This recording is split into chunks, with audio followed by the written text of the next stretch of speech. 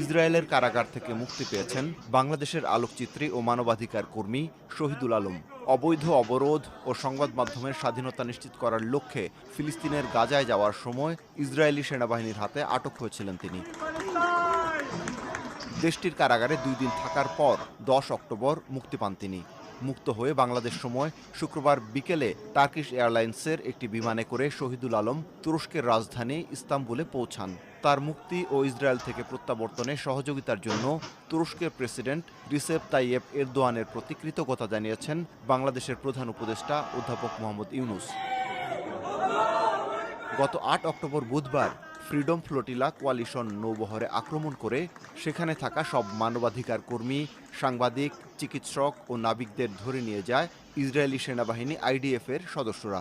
পরে শহীদুল আলম সহ আটককৃতদের ইসরায়েলের কেতজিয়েত কারাগারে